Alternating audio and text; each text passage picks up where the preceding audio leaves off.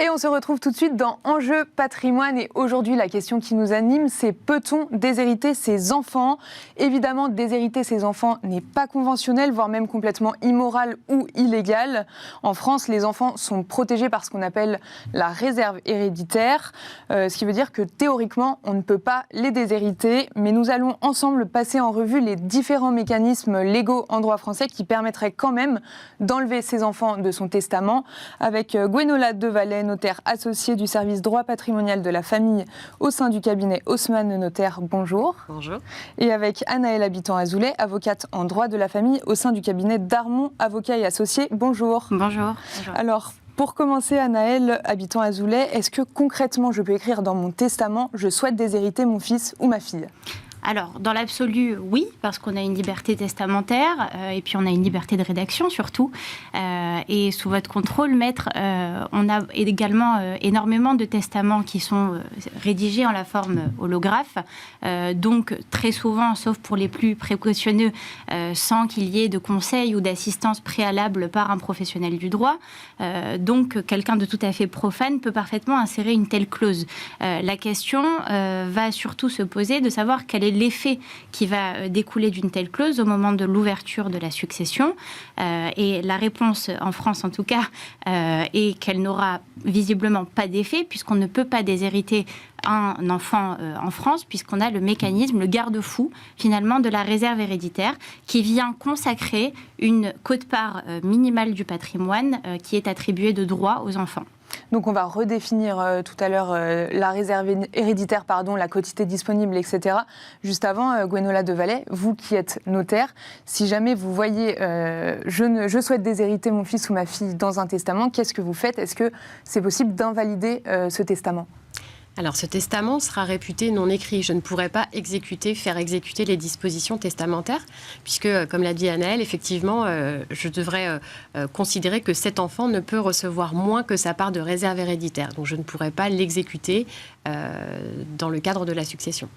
Donc, vous avez fait un petit graphique, donc ça va être l'occasion pour nous de redéfinir les termes réserve héréditaire et quotité disponible. Donc, selon le nombre d'enfants dans la fratrie, est-ce que vous pourriez, Gwénola Devalet, nous détailler ce qu'est la réserve héréditaire et ensuite ce qu'est la quotité disponible ? Alors, la réserve héréditaire, c'est la part octroyée aux descendants dans la succession du défunt. Si le défunt laisse un héritier, la réserve héréditaire est de la moitié de sa succession. Si le défunt laisse 2 héritiers, la réserve héréditaire est des 2/3 de sa succession. Et si le défunt laisse 3 héritiers ou plus, la réserve héréditaire représente les 3/4 de la succession. Donc la réserve héréditaire ne reprend pas l'intégralité du patrimoine du défunt. Le reste, c'est la quotité disponible. Donc si le défunt laisse un enfant, la quotité disponible est de la moitié. Si le défunt laisse 2 enfants, la quotité disponible est d'1/3. Et si le défunt laisse 3 enfants et plus, la quotité disponible est d'1/4. Donc je vous propose qu'on parte sur le cas d'une succession avec plusieurs enfants. Si on ne peut pas déshériter à proprement parler, on peut peut-être favoriser l'un ou plusieurs des enfants au détriment de l'autre. Anaëlle Habitant-Azoulay. Oui, alors on peut parfaitement favoriser un ou plusieurs enfants au détriment des autres, soit par des donations qui sont faites entre vifs, hors part successorale pour ne pas que ce soit rapportable, ou dans le cadre de succession, par la rédaction d'un testament. Il faut toujours garder à l'esprit qu'on a cette réserve héréditaire qui, comme l'expliquait notre cher maître, ne peut pas être finalement absorbée par ces libéralités-là et donc les expose à un risque de réduction si toutefois on s'apercevait que la réserve héréditaire était absorbée soit pour partie, soit totalement. C'est une action qui est ouverte aux héritiers qui s'estiment lésés et qui vise finalement à les réintégrer ou à obtenir une indemnité de réduction en fonction des tiers à qui elles sont consenties.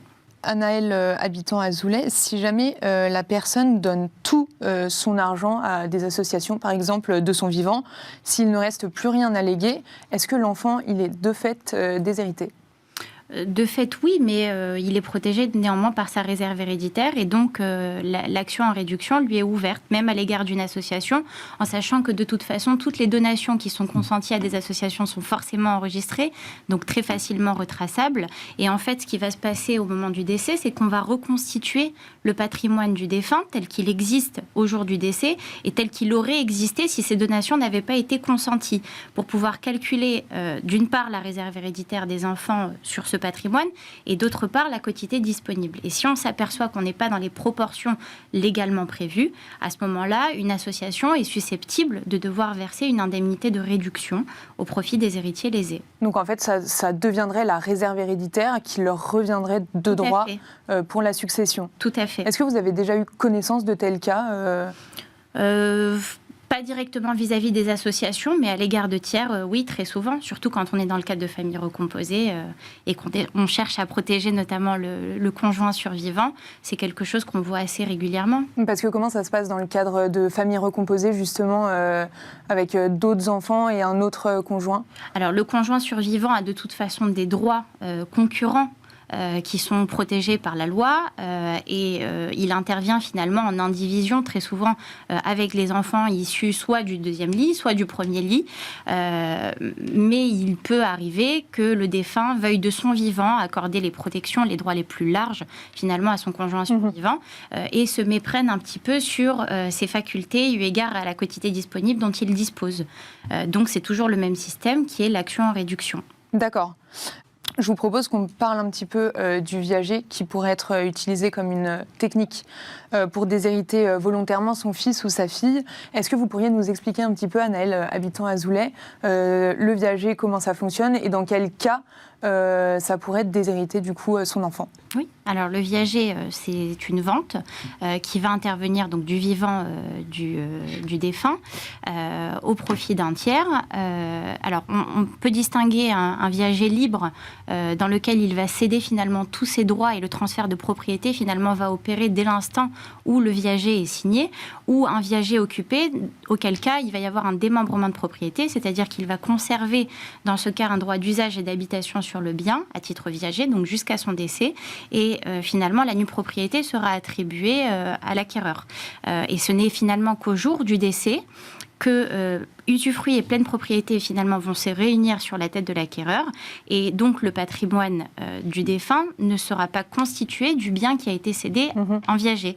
Donc finalement c'est un moyen un petit peu caché de pouvoir contourner cette interdiction aujourd'hui légale qui est de déshériter un enfant puisque le patrimoine va être vidé de sa substance en ce qui concerne le bien cédé à titre de viager. Ça veut dire qu'en fait si on a un seul bien immobilier et qu'on le met en vente en viager, là il n'y aura plus rien pour le reste des enfants en fait, Gwenola de Vallée. Effectivement, la personne qui cède son bien en viager n'a aucune obligation de faire intervenir ses enfants à cette vente, de demander leur autorisation. Il y a quand même des critères qui sont très importants dans le viager. Tout d'abord, la personne qui cède doit avoir toutes ses capacités mentales et intellectuelles pour le faire. Donc, c'est-à-dire ne pas être, par exemple, sous tutelle ou sous curatelle, pardon. Et il y a un caractère très important qui est le caractère imprévisible, c'est-à-dire qu'on ne peut pas spéculer sur une opération en viager si on a connaissance, par exemple, que la personne est très malade ou que voilà, elle va décéder très rapidement. J'aimerais bien aussi qu'on parle, Anaëlle, habitant Azoulay, d'un enfant qui serait jugé indigne.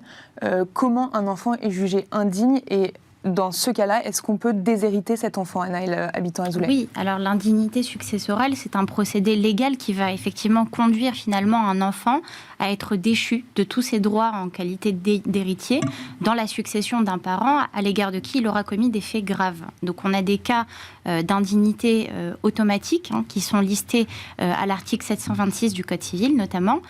Lorsqu'un enfant a été condamné en tant qu'auteur ou complice d'ailleurs à une peine criminelle, donc supérieure à 10 ans, pour avoir commis ou tenté de commettre un homicide à l'égard de son parent ou avoir commis des violences ayant entraîné la mort, peu importe son intention de la donner ou pas, il va être jugé comme indigne de façon automatique sans que les cohéritiers n'aient besoin de faire une quelconque formalité, à part en justifier forcément auprès du notaire, pour pouvoir lui retirer cette qualité. On a également des cas d'indignité facultative. Ce sont toujours des faits graves, mais qui le sont un petit peu moins. On parle notamment d'un faux témoignage ou d'une dénonciation calomnieuse ou d'une non-assistance à personne en danger, ou même encore d'une condamnation à une peine correctionnelle, donc inférieure à 10 ans, pour les mêmes faits dont je vous ai parlé. Toujours à l'égard de ses parents ? Toujours à l'égard du parent décédé. Et dans ce cas-là, c'est une indemnité facultative qui peut être invoquée par les cohéritiers devant le tribunal dans les 6 mois qui suivent le décès ou dans les 6 mois qui suivent la condamnation si celle-ci est postérieure. Est-ce que vous avez déjà accompagné des cas concrets, Anaëlle Habitant-Azoulay, d'enfants jugés indignes? Alors, des procédures qui ont abouti à une indignité, non, parce que il y a également un tempérament qui est intéressant dans ce domaine-là. C'est que si le défunt, tout en ayant connaissance de ses agissements et d'une condamnation, souhaite quand même maintenir son enfant en qualité d'héritier, il a la possibilité de renoncer à se prévaloir de cette qualité, à l'indignité, pardon, et à le désigner expressément comme intégré à la succession. Même s'il est jugé indigne, le parent peut... Oui, sur les cas d'indignité facultative. Il peut le prévoir par testament, et d'ailleurs je pense à une jurisprudence qui avait fait un petit peu de bruit à l'époque. Alors c'était le directeur de la concession Peugeot qui avait fait l'objet d'une tentative d'homicide par sa fille, qui a été condamnée à une peine correctionnelle puisqu'elle avait été condamnée à 7 ans. Sa sœur avait invoqué justement l'indignité facultative. Les tribunaux en première instance lui ont donné raison et finalement, il y a une création prétorienne autour de ça, puisque la Cour d'appel a considéré que du fait du renouement des liens postérieurement entre le père et sa fille, il y avait une volonté implicite, puisqu'elle n'apparaissait pas dans un testament, mais une volonté implicite de maintenir sa fille en tant qu'héritier, et par conséquent, l'indignité n'a pas été prononcée à son égard. Merci beaucoup Anaëlle Habitant-Azoulay, avocate en droit de la famille au sein du cabinet Darmon Avocats et Associés. Merci beaucoup. Merci. À vous. Et merci à vous de nous avoir suivis. Et on se retrouve très vite sur Bismart pour un nouveau numéro de Smart Patrimoine. À bientôt.